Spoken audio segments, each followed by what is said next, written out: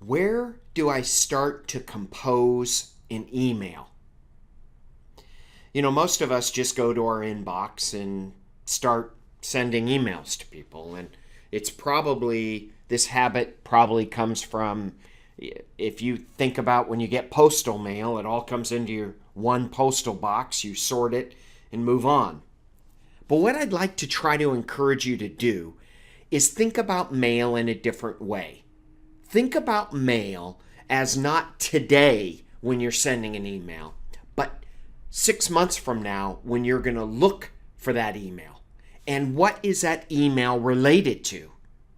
And I would encourage you instead to think about how Outlook groups interact with this. If you think about a group as a theme, I've got a project, I've got a job, I've got a client, and I've got this theme around those folks.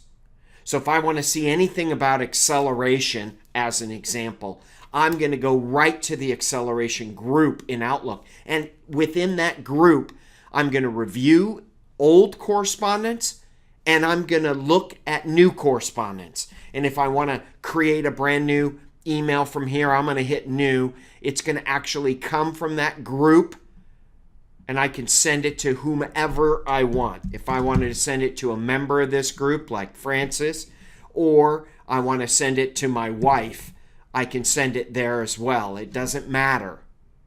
I can put a subject in here. I can type in a message. This is the Outlook client. You can do anything you can do in Outlook. The difference is when I send this email out, this email is going to be copied to the group and to the individual. So let me send this just to show you an example. And by the way, I can I can do everything I can do in an email.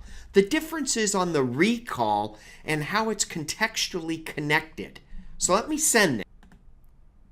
So here's the email as it appeared in my Outlook email box. Now this is outside of that domain. You can see who it was sent by, and if I click on the drop down here, I can see that it was copied to this group and me as an individual. Now, why is this important? Well, first, I'm representing myself as something bigger than just, I'm going to send you an email. So there's a whole perception by the person who's receiving this.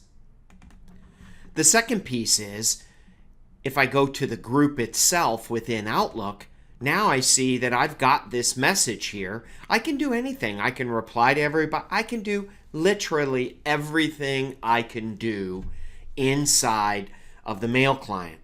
But check this out.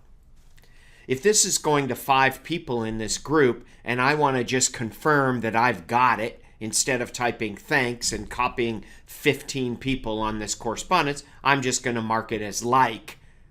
And now, if I'm the person who sent it, I know, hey, Greg got it and he gets it. Let me show you what happens when a reply comes into this correspondence. And the messages are aggregated just like in a normal email process.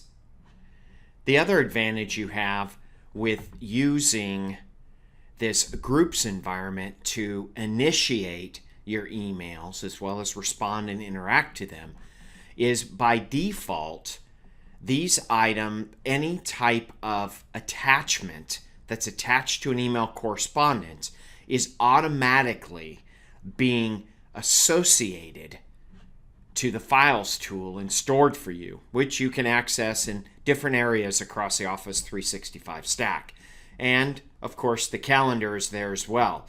So you get a lot of functions by converting the way you think about email to think about it instead as conversations that are initiated and responded to from within an Outlook group. This is the way that the future of email should be used. That's all.